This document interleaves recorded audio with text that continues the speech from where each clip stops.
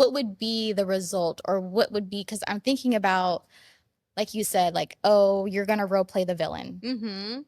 What are they trying to work out in that, for example? So there is, I think the example I would probably use is there's this concept in drama therapy called role theory.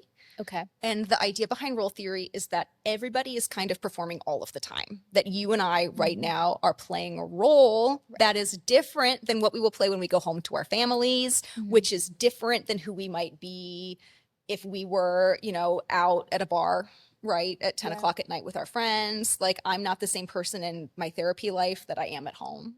Right. We're always kind of being different versions of ourselves depending on who we're around. And that is like normal and appropriate.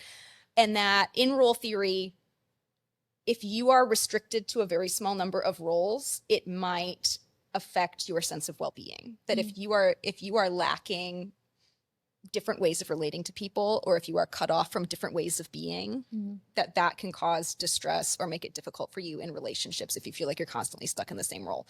And so in Mhm. role theory, they will have there's like a series of like archetypal characters, and they will have you play around with embodying like kind of stereotypical characters that feel different from you, that feel different from what you usually do, to see if there's anything there that you can bring back to your day-to-day life. Can you expand your options for relating to other people by taking on these roles that feel really different? So Mhm. there's this hope that skills that you're learning in role play or ways of interacting generalize to your day-to-day life. So like for me, the drama therapy work that I do these days really is my D&D work. Mhm. And so that's kind of where we see it in D&D, is like, are you able to explore ways of interacting in game that you can then generalize to outside? Like, can you broaden your role repertoire or Yeah. broaden your set of social skills, right?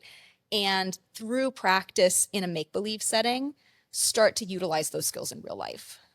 What, because you mentioned that, like, expanding, Yeah. and that if you don't have that, that can affect your well-being. Mm-hmm. What are ways that that shows up for Ooh, people? so I'm thinking about like people pleasers, right? If you are Okay. always in like the nurturing role, the mom role, the helper role, Uh-huh. it might be really hard for you to be the kind of person who sets boundaries, right? Who Yeah. says no to stuff, who prioritizes their own things, who speaks up when they don't feel okay with something. Mhm. So it could be, if you are in kind of a drama therapy modality, fun to play a role that is all about that, that is the boss, that is the person who calls the shots, that is the person who's not the helper, Mhm. right? Who's the taker. Yeah.